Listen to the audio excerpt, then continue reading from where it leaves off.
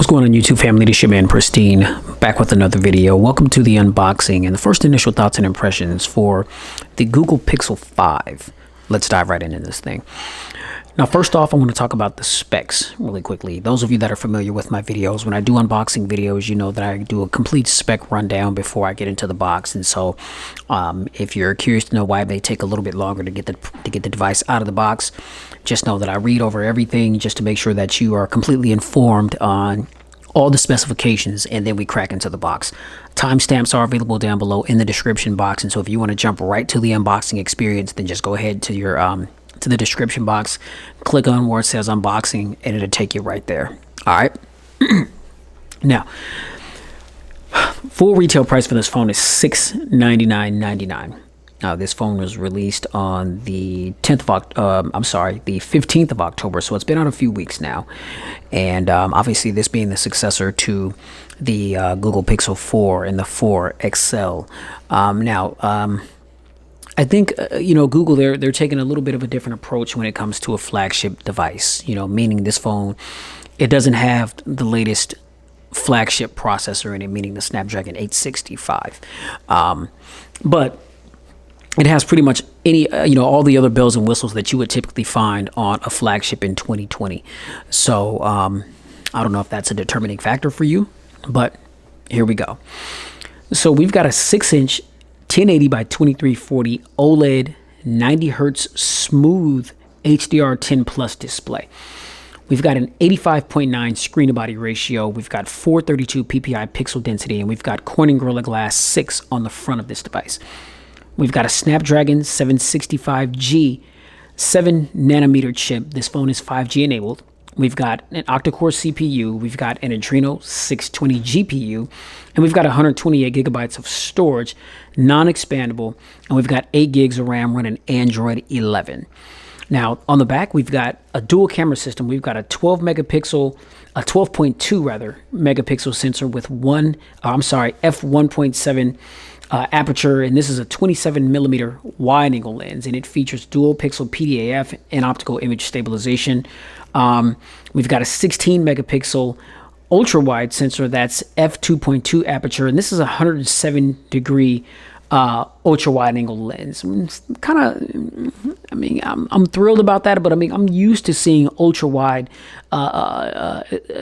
degree cameras being like 120 degrees. It doesn't really seem like it's that much wider than our standard wide lens that we've got, but we'll take a look at that once we get into the camera app. And we've got, dual LED flash, auto HDR, panorama. We do have 4K recording at 30 and 60 frames per second, 1080p recording at 30, 60, 120, and 240 frames per second.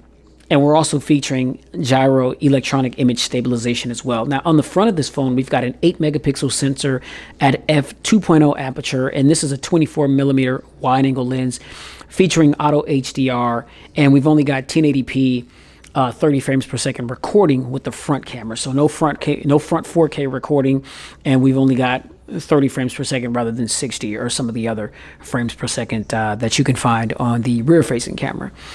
Now, we've got a 4080 milliamp hour non-removable battery. This phone is, we do have fast 18 watts charging that comes out of the box. That's the little brick that comes in the device. It's 18 watts. We do have reverse charging. We've got wireless charging. We've got USB power delivery 2.0, and we've got a USB Type-C 3.1 port on the bottom of this device for charging. Now, the colors that you can get this phone is just black and sort of sage. And so as you can see here, I got the sort of sage. It's like a light green, lime greenish color. Very interesting color combination. I thought that they would offer more colors, but for whatever reason, they just chose to go with just those two. And I think the more compelling is the sort of sage. Black is just kind of, plain and, plain Jane, I guess. But if that's what you're into, then hey, to each their own. But I think, sort of sage is the more compelling color option, in my personal opinion. Now, additional features, we've got a rear-mounted fingerprint sensor. Google likes to call that pixel print. We've got Bluetooth 5.0. We do have NFC. We've got stereo speakers. We've got always-on display, IP68 water and dust resistance. And the top speaker on the top of the device usually is in the earpiece. Well, because of the extremely thin bezels with this device, they kind of did away with that. And the top speaker is a vibrating speaker that's under the display. So that's pretty interesting, you know, I'm looking to see, is there going to be any compromises as far as just how those dual stereo speakers sound because of that? I hope not, but sometimes there could be. Now, the overall weight of this device, it's 151 grams. And it's 5.35 ounces. So, you know, here's my Pixel 4a, and, you know, this is a 5.8 inch device. The Pixel 5 here is not going to be too much bigger than this phone overall. I mean, the Pixel 4a here, you can see it's a small device, very easy to wield in a single hand. And so I imagine, you know, with the footprint being pretty similar to the 4A, handling this device is, you know, it's not going to be too cumbersome at all whatsoever. So that's it, ladies and gentlemen, for the specifications. As you can see, in typical Google fashion, we've got the white box with the Google logo. Of course, there's the name of the device, 5G, just to give you a heads up that this is 5G enabled. 5G on the right of the box, Google at the top, Google on the left, and then on the bottom you've got your serial number and some other information. And then on the back of the box we've got hashtag Pixel Team. All right, so let's go ahead and cool. Okay, they make it simple. I like that. Simplicity. I like simplicity. Let's crack this bad boy out the bizox. Okay, so right when you take off the lid, you are greeted with your Pixel 5. And we'll go ahead and get this thing out of the box. Yeah, this thing is very lightweight. Feels really good in the hand. Okay, piece of plastic on the front. Is there anything on the back? No. Okay, the back is just... Now, see, I love the way that feels. And the Pixel 4a kind of has that same feel. You know, it's I don't know what to call it, but it feels really good, and it's impossible to smudge. And so that's one of the main things that I love about the Pixel 4a is its smaller footprint, it's powerful, and it's not a fingerprint magnet at all whatsoever. I mean, so you can rock this phone without a case if your heart desires. Now, if you're the type to drop your phone, I would caution that. But you know, this is definitely one of those phones to where if you can appreciate the way a phone feels in your hand without a case, this is definitely going to be a joy to use. All right, now I will go ahead and power her up and put her aside. And while she's booting there, and you can see that we've got that hole punch display right there up at the top left. Very, very thin bezels, as you can see right there. Good looking device there. All right, now as we dive into the box, what do we have here?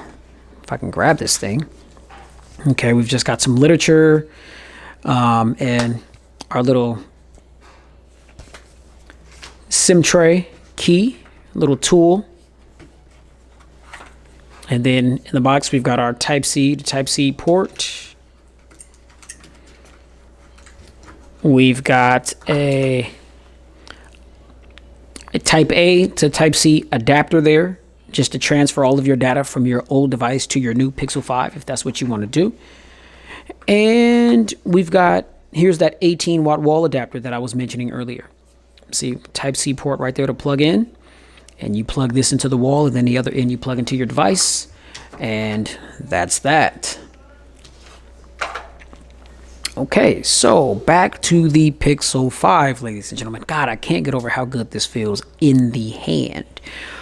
Okay, so as you can see, 6-inch display, corner to corner. Like I said, screen to body ratio is 85.9%. You can see very thin bezels on the top, on the bottom, and along the sides. And I don't know, something, you know, just... I want to squeeze this phone. You know, previous Pixel devices had that feature, but that feature is no longer on the Pixel 5. And so, you know, if you want to get a hold of the Google Assistant, you just simply say, hey, Google, or, just tap the Google app or the search bar and speak into the microphone. But we no longer have that little squeeze feature to access the Google Assistant. Okay, so here's our little hole punch cutout. That's the 8 megapixel sensor. Typically at the top here is where you would see a little cutout for the earpiece, which would act as one of the stereo speakers, but we don't see that anymore. And like I said, somewhere up here in the upper portion of the device, we've got an under the display vibrating speaker. Okay, and then obviously the other speaker is one of these speakers that's bottom firing. All right, now to the right of the device, we've got our power button right there. It's a silver power button, and we've got our volume rocker up and down. At the top of the device, we've just got a little noise canceling mic. To the left of the device, here is where we have our SIM tray. And again, there's no memory expansion. So it's just a simple single nano SIM tray. Bottom, we've got our Type-C port for charging. I believe this is the bottom firing speaker, and I believe this is the noise canceling mic on the bottom. And then to the back of the device, you can see we've got a little shiny little Google logo right there. Here is our fingerprint sensor, or as Google likes to call it, the pixel print. And here, ladies and gentlemen, is our camera. Okay, now the same specifications that is in this phone you are going to find on the Pixel 4a 5G, but it's not going to have some of the features and functions that the Google Pixel 5 has here. But you're also going to save yourself a couple of $100 because, like I said, this was $699. The Pixel 4a 5G is $499.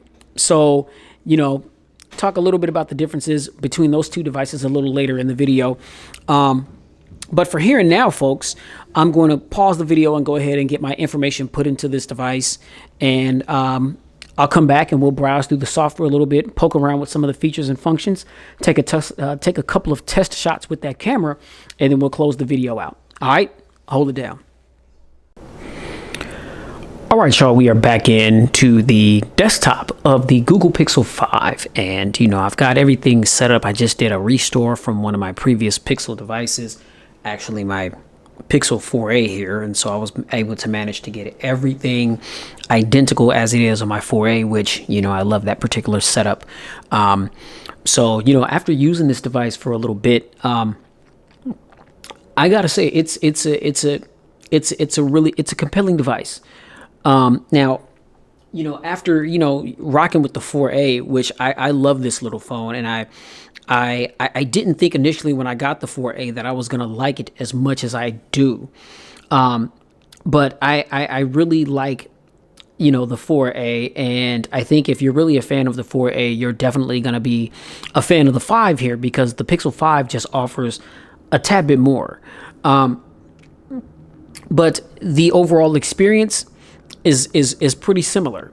You know what I mean? And so, and I'm not saying it as though it's a bad thing. I mean, you're getting that clean stock Android experience. You got Android 11 going on and all of its greatness, and nuances and things. So there's definitely a lot to like about the Pixel 5. Now, if you've got the Pixel 4a and you're wondering, should you upgrade to the Pixel 5? That's questionable. It's just a matter of what it is exactly that you're looking for in your smartphone, because although the Pixel 5 is offering some differences, Google has proven that in spite of the fact that it does not have the top of the line flagship processors and things in these devices, they still are very capable, powerful, fast functioning devices. And so, the Pixel 5 here is going for $700. $699.99 is the retail price, unless you can get it from a carrier, and maybe take advantage of some trade-in offers where you can maybe get some more shaved off the price. But full retail for this bad boy is $699.99 plus whatever taxes that there are. I live in Seattle, Washington. Taxes are 9.5, 10% here. So out of the door, I got my Pixel 5 here from Best Buy. Out the door, it was like $750 and some change. You know what I mean? So that tax ain't no joke. As opposed to the Pixel 4a is sitting at a cool $399. And I've seen this, $349.99, and I've actually seen this phone for as cheap as $299. You see what I mean? for relatively the same experience. And so, you know, it's just a matter of what you want. But I can't say that I would recommend that, you know, if you got the 4A, that you jump up to the 5, unless you just want Google's latest and greatest right now, which is the Pixel 5. All right, now, like I said, this thing's got 128 gigs of storage outside the box. I mean, you know, you're getting a stock Android experience. You got the full-on Google suite, you know, fresh out of the box. And so you're not getting completely 128 gigs out of the box. I think if I remember correctly, without downloading all of my applications and doing the restore, I should have showed that on camera, but if I remember correctly, I think I had like 116 or 117 gigabytes of storage by default fresh out of the box. You know, so that's the amount of storage space that all of the pre-installed applications are taking up. So you're not quite getting 128 gigabytes of storage fresh out of the box. And I hope at some point they change that, because I feel like if you're advertising that, then that's what customers should be getting fresh out of the box. You know, they don't say, or there's no fine print that says, okay, yeah, this device is 128 gigabytes of storage, non-expandable.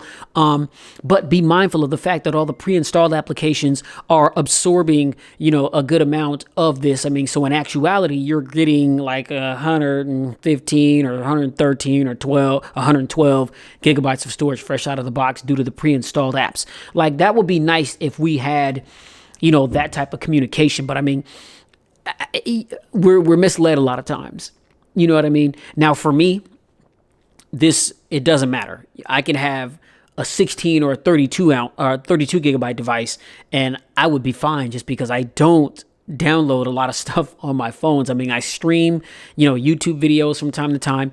I stream, you know, music on Spotify and Apple Music, but I've got service with T-Mobile, and I've got an unlimited plan. And one of the good things that I love about T-Mobile's unlimited plan is all these different music streaming services. None of that stuff touches your data, as opposed to, you know, my AT&T plan, my plan with Verizon. You know, if I'm on Wi-Fi, cool, no problem. But it's like, if I want to listen to playlists and stuff on the go under mobile data, I have to download playlists to the device, which, you know, I still have more than enough space on a 64 gig device, which typically nowadays in 2020 is like the lowest gigabyte variant that you can get with these caliber phones. I mean, if you're looking to get like a lower tier mid-range or just a budget device, then you may run into some 32 gigabyte devices. And even that would suffice for how I use my devices. But I know some of you guys, you know, want a bit more, you know, gigabyte storage to, you know, do your stuff. You know what I'm saying? I mean, so this is the 128 gigabyte variant. And let's see. Again, the phone feels really good in the hand. The material here, it's like 100% recycled.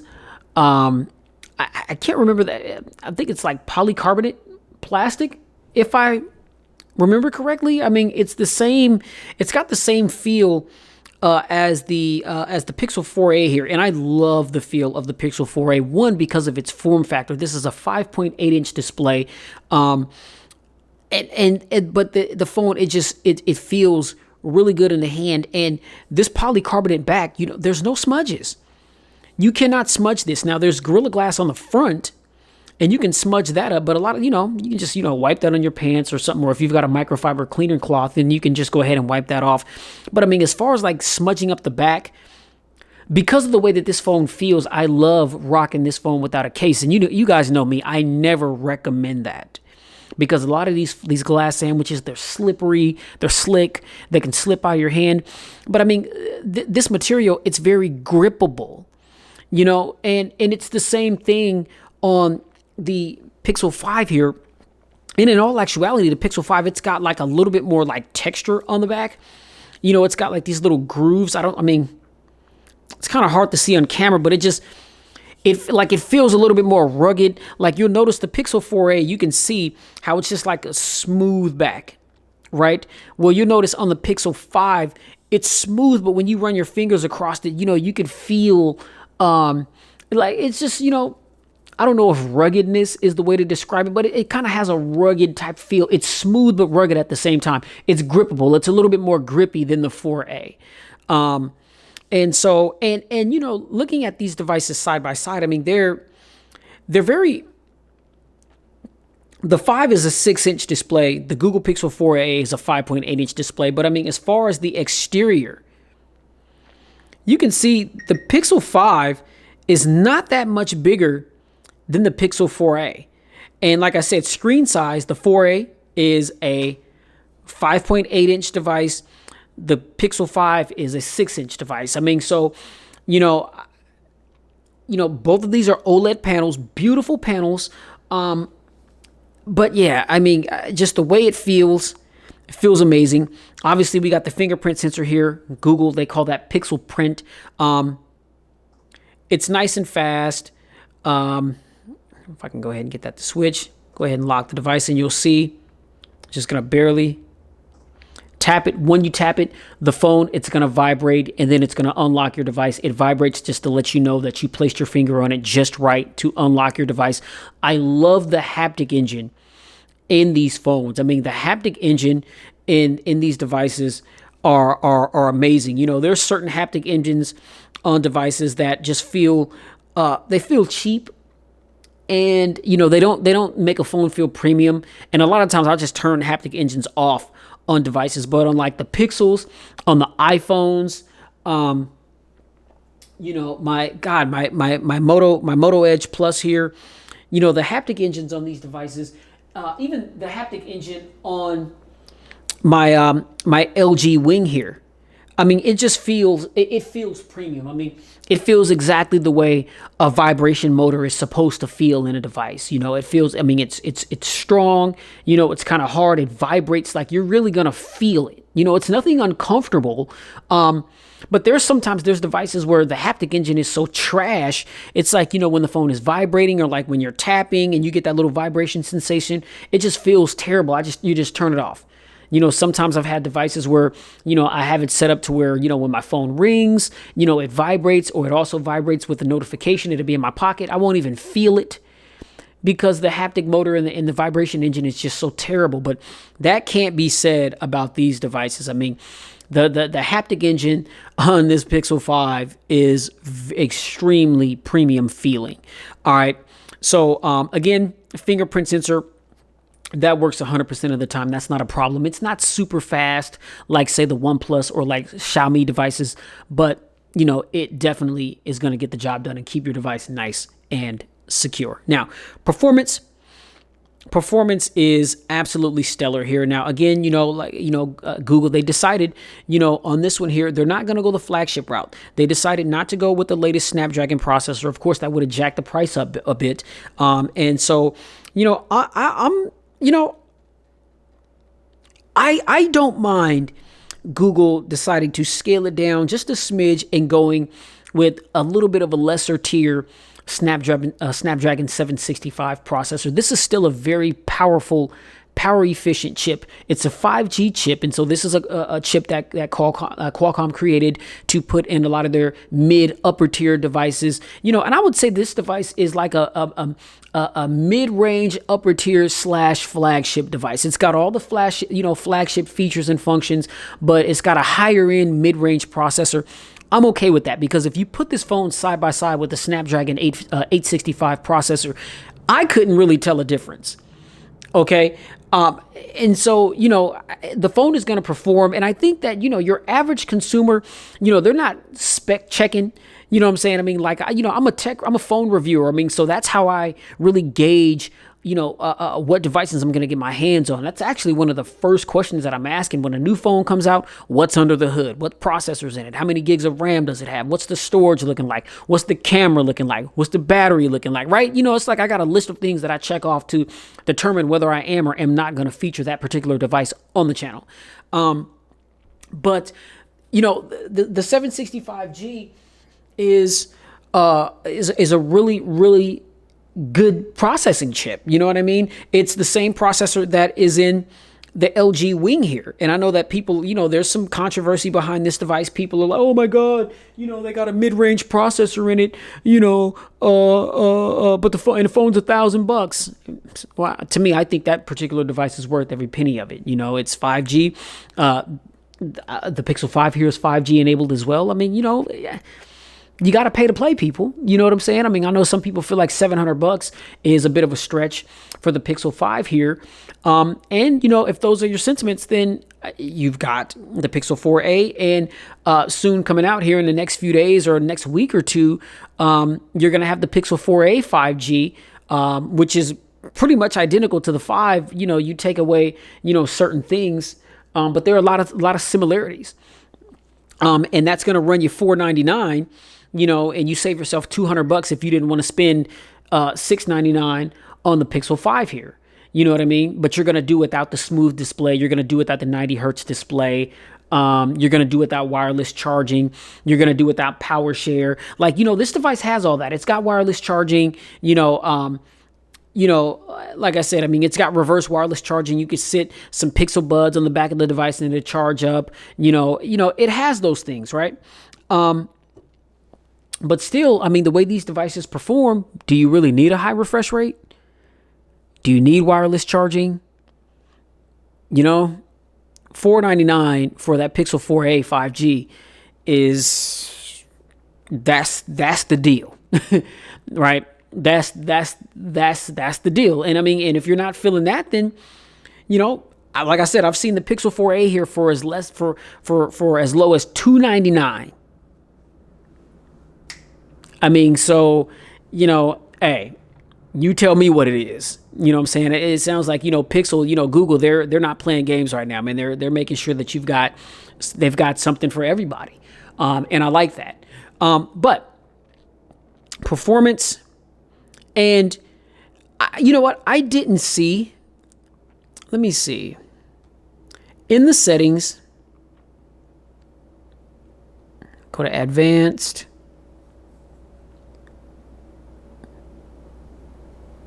Is it screen attention? Okay. Oh no, that's just keep the screen on while you're looking at it.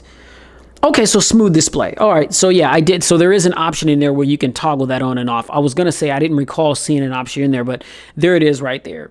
And it's automatically raises the refresh rate from 60 to 90 hertz for some content. Increases battery usage. Okay, so it kind of switches back and forth depending on what you're doing. So like when you're doing just like basic scrolling, you'll see that 90 hertz refresh rate. And I mean, I could tell the difference. Now, when I bring up my Pixel 4a here, which is 60, and it doesn't give you the option for the smooth display, take a look at it. All my apps are set up pretty much the same.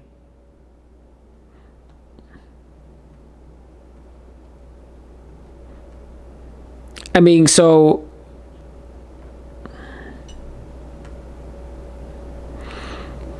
I mean,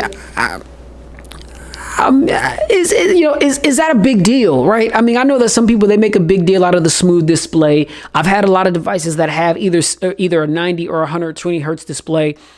And I get it. Like, things are extremely fast, fluid. It's cool to see that stuff on a phone, but is it necessary? I mean, I think, after rocking with my Note 20, I didn't get the Ultra, but I got the Note 20, and the Note 20 is a really, really good, solid, all-around device, and it has a 60 hertz display, but it didn't matter because of there's so many other things about the way the phone performs, and it's just in its overall entirety.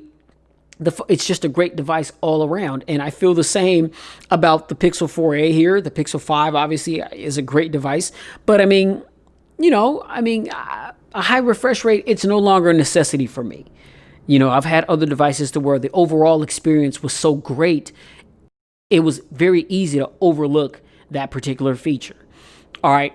Now, again, we've got 8 gigs of RAM on this bad boy, and that just makes for an even smoother experience, especially when you're doing a lot of multitasking and things. You see, I just popped into Spotify, and that is a very content heavy application, and it just got into it with no problems at all whatsoever. Same thing with SoundCloud here. Got tons of music, tons of playlists. We'll pop into YouTube here. See, it loads up, and again, I mean, just as I'm scrolling up, it continues to load the new pages, but then, or the new content, a lot of stuff that I watch on YouTube. Really, YouTube is just replaced. I don't even watch TV. I'm always on YouTube, always on YouTube. But you guys see that, okay? If I want to go shopping, Best Buy, again, it takes a little second for it to load up. A lot of stuff on bestbuy.com. And you see, once you get into it, it's just a seamless experience. And then when you want to access all of your recent applications, you can either scroll your applications in that particular fashion, and you can just go back to Spotify, and it just goes right back into it. Go back to Best Buy, goes right back into it. It took like a second to reload it up, but nothing too major. I mean, that took like 2 seconds. Not a problem. I'm actually kind of surprised that it's doing that, because it wasn't doing that before, but whatever, it is what it is. Let's see, we'll pop back into SoundCloud, and boom, it just goes right back to it. Okay, now if you want to scroll your open applications, the little touch bar down here at the bottom of the screen, you can just swipe back and forth on that bad boy to go back and forth with your applications. And then, of course, just the touch gestures. If you want to go back, you swipe, either from the right side or the left side to go back. If you want to go home, you can just swipe up to go home. And if you want to get rid of everything, you swipe up, hold, and just hit clear all, and it's going to clear out everything. So, performance on this phone is beast mode. Like, it's going to do everything in a nice, snappy fashion. No lagging, no loading. You know what I mean? You're going to be able to multitask and game. The 765G is a very capable processor for you to do a lot of gaming, a lot of heavy content gaming as well, and offer a still really, really smooth experience. Again, that's where you'll see, that 8 gigs of RAM kicking in to also kind of help, have a smoother gaming experience. So everything is just pretty much, a go on the Pixel 5 here, 5G. Now, if we pop into the settings menu, and, you've got your typical settings list, and so I'm not going to spend too much time with this.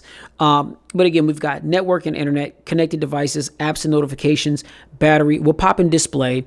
Okay, we got brightness, dark theme, night light, adaptive brightness, styles and wallpaper. Now, this is interesting. When you go into styles and wallpaper, right? Now, it gives you the ability to customize your device, right?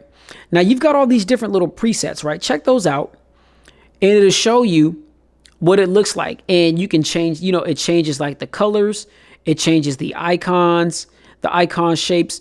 You got a lot of different things to choose from. Okay. And that's cool. And then, you go here, you can, get into your wallpapers and select whatever wallpaper you want. And then here you can go over to grid. You can customize your grid to, determine how many apps you want on your device. And you see that's kind of crazy right there. I'm good with the 5x5. And that's what it is. But it's interesting on the Pixel 4a. When I go to settings, and I go to display, and I go to styles and wallpaper, whoa, that was weird. Okay. Now look at this. It gives me the option to change all this stuff. And I can change my shapes. Like, you can just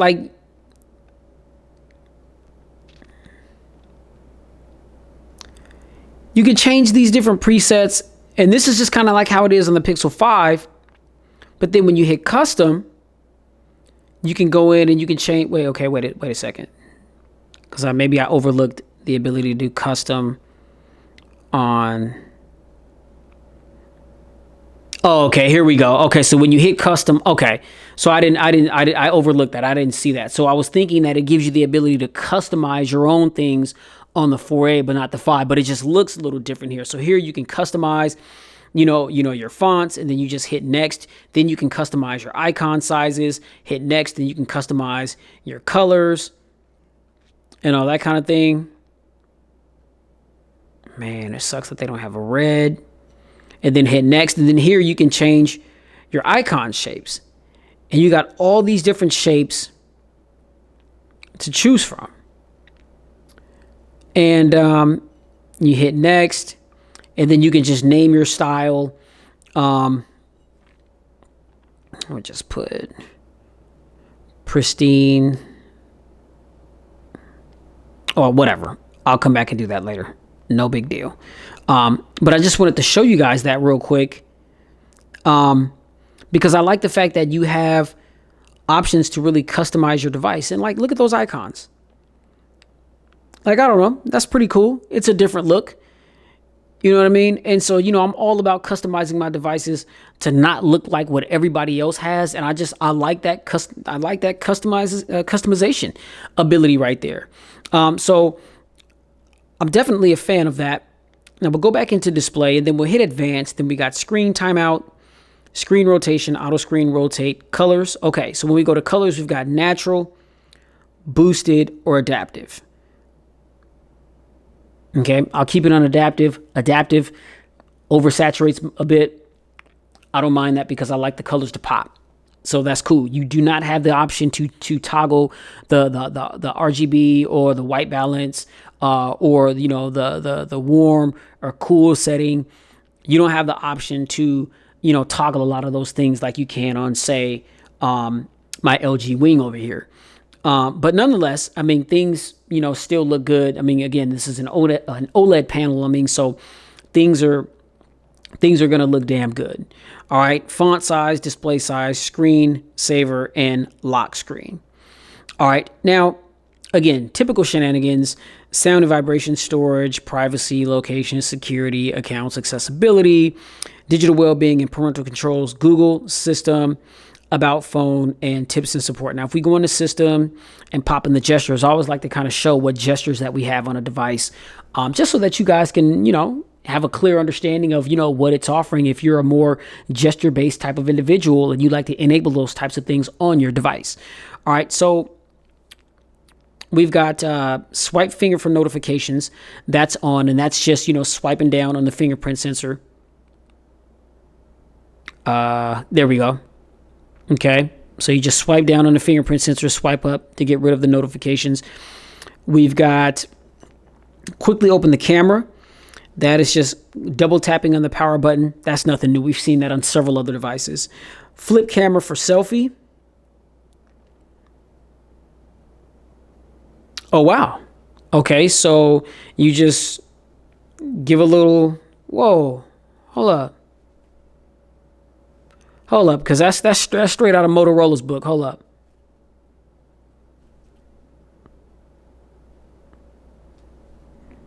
All right, I'm gonna have to read that tutorial because it's not happening for me.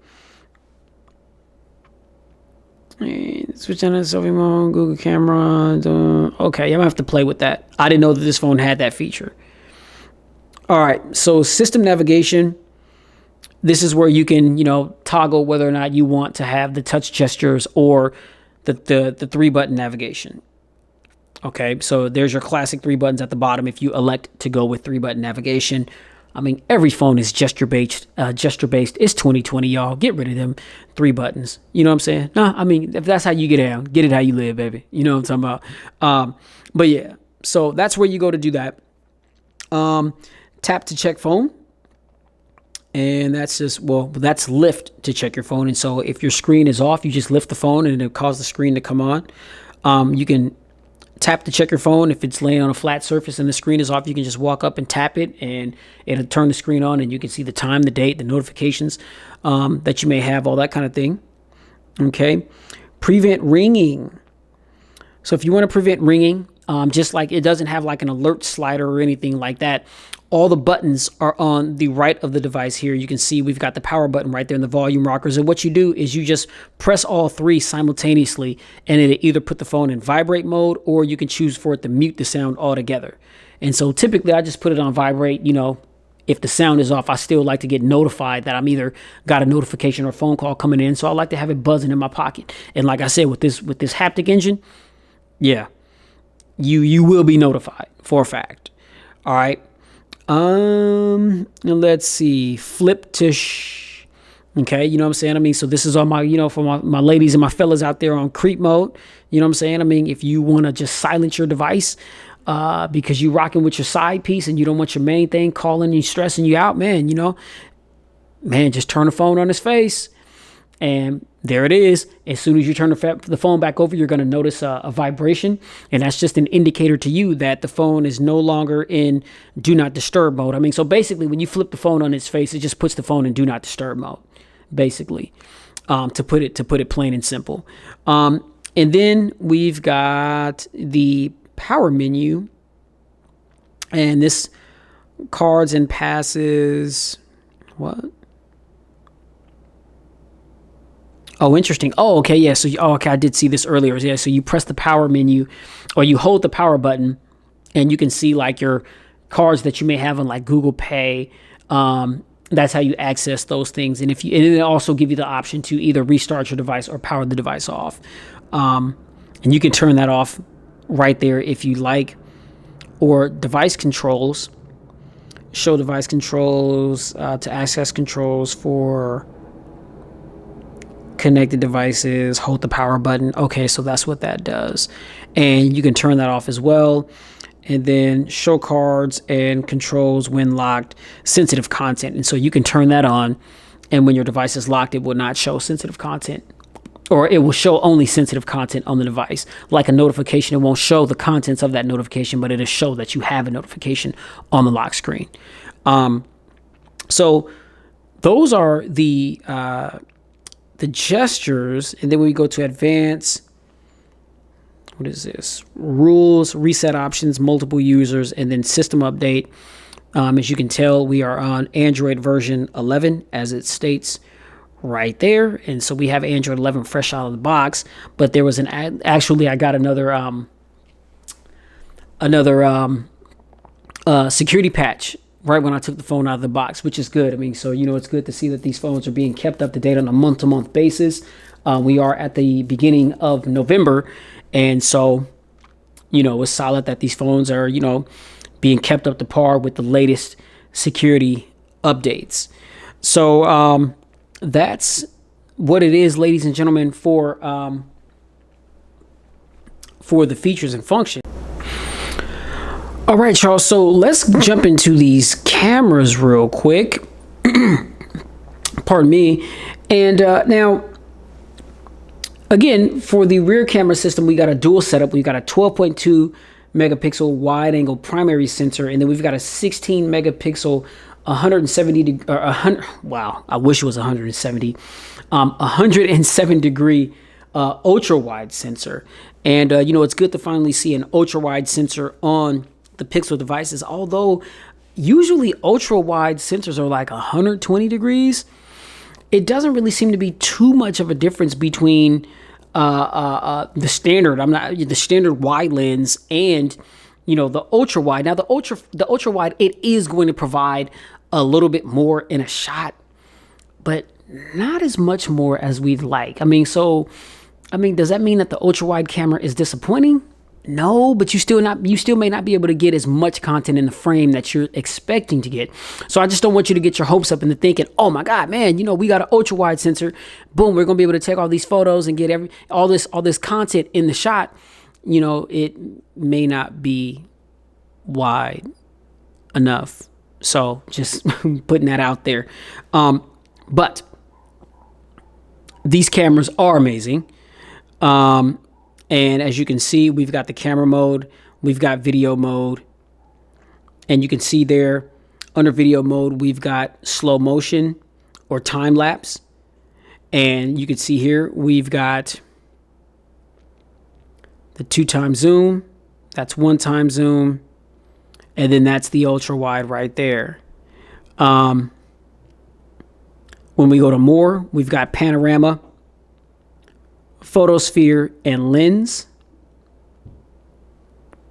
Okay, and then the other side, here's our portrait mode, and here is night sight.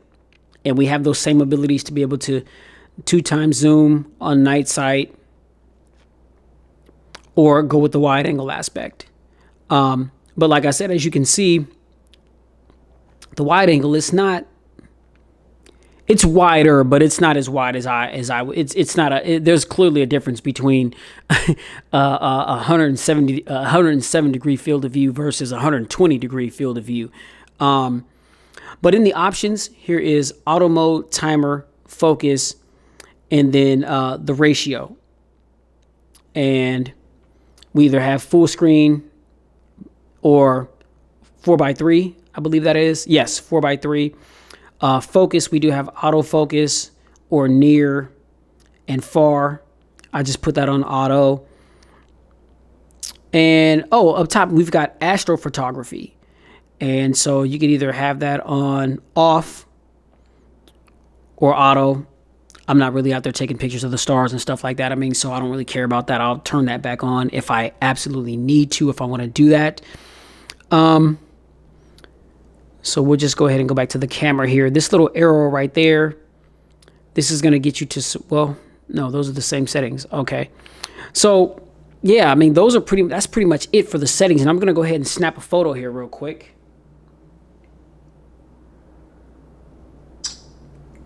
Shutter speed is super fast. Okay. Just took a quick shot of my surroundings, and I'm gonna get a quick selfie in real quick.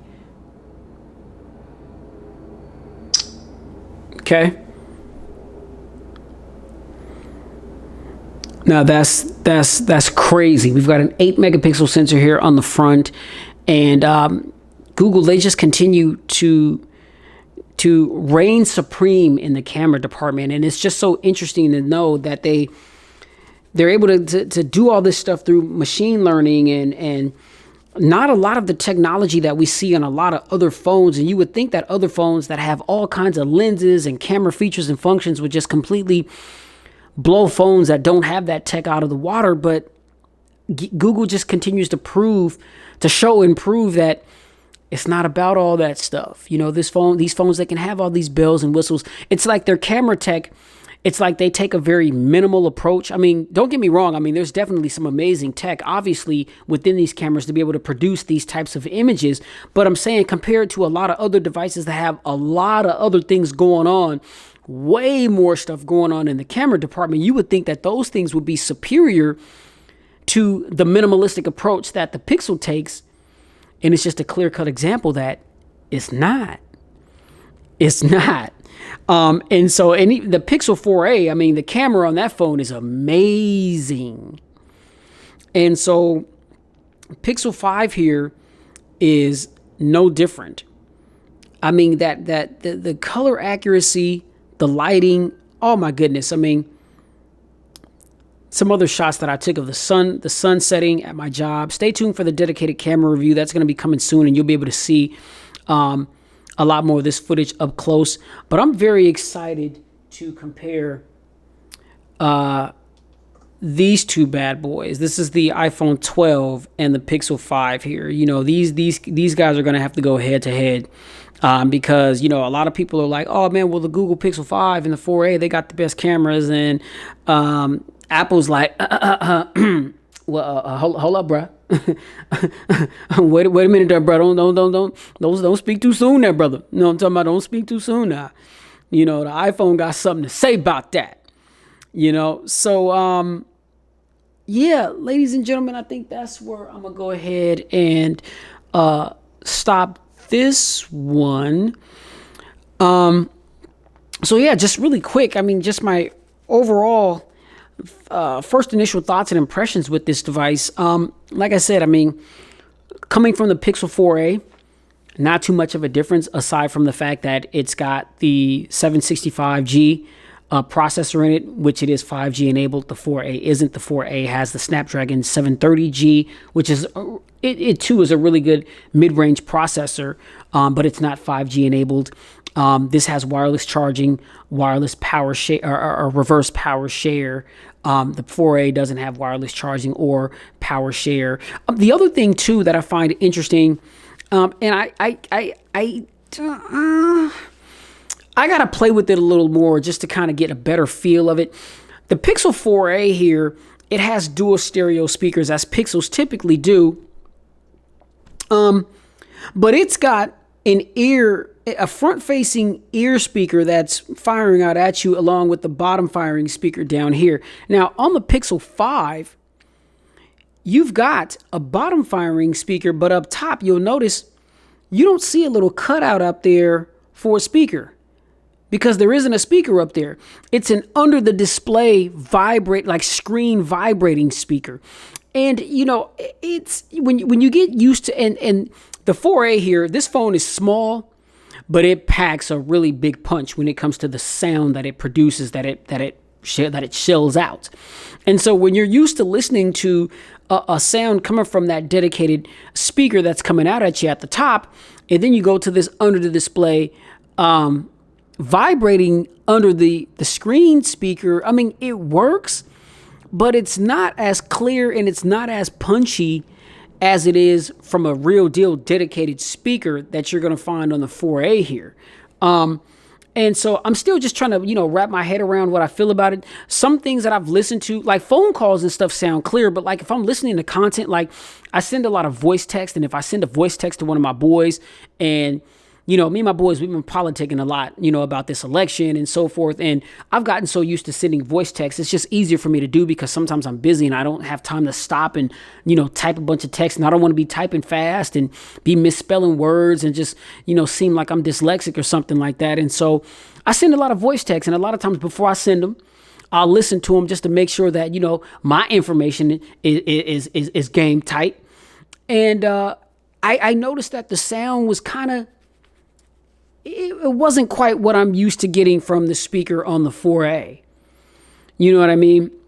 And so I'm still just trying to put my thoughts around how I feel about this. I'm going to do some more testing just to see, what I really think. I haven't really put it to the test just yet, so I don't want to speak on it too soon. But just to put that out there, that, that's what the top speaker, that's the technology behind the top speaker. It's under the display and it's vibrating the display, as opposed to a dedicated cutout at the top. All right, so that's it for my unboxing and first initial thoughts and impressions for the Google Pixel 5. If you like this video, hit that thumbs up button. Be sure to like, share, and subscribe to expose yourself to tons of more videos that I've got and done just like this one. Be sure to check out my whole catalog. Got a lot of videos up just like this one on a lot of great devices. If you're in the market for, some of the latest tech in the mobile industry, and be sure to hit that notifications bell so that whenever my videos drop and go live, you'll get notified and you can be one of the first to check out the content. And get down in the comments, which is where I'll be chilling at, and let me know what you think about the content. Let me know what you think about what you saw, or if you got any kind of questions, feedback, criticism. I'm welcome to all those things. The only things that I don't do is disrespect. So in the comment section, let's keep it clean. I respect your views. Please respect my views. I know a lot of times, talking about these phones, you would think that we were having a Democratic Republican debate. People really feel that passionate about what they like in the mobile industry, and I respect that. But we can keep it clean and we can keep it respectful. All right, so just be mindful of that. And again, much love to all of my subscribers. Those of y'all that have been rocking with me for a while, I love you guys. Much appreciation. Those of you that have just recently subscribed to my channel, I thank you so very much for your subscription, and I'm happy to know that you stumbled across my content and there was something about it that grasped your attention to warrant your subscription. So thank you very much for the support. And I pray that you guys continue to support me, and I'll continue to do my best with getting my hands on the latest mobile tech and making these kind of videos to make you guys or to help you guys make an informed decision on what your next smartphone purchase is going to be. That's what I do this for. So you already know, man, please stay safe, get spiritually fit. Let's keep it safe. Much love to everybody. Prayers out there to everybody. If you're suffering from the coronavirus, Father God, if you've gotten ill or if you're still suffering career-wise, business-wise, there's multiple ways in which people have been affected by this pandemic. And my prayers go out to all of you. We're all going to make it through this thing. All right. Just continue to have faith and trust in our good Lord. He didn't bring us this far just to drop us off at this point. We're going to make it through. All right. That's straight from the heart from your man Pristine. All right. I'll catch y'all in the next video. Peace.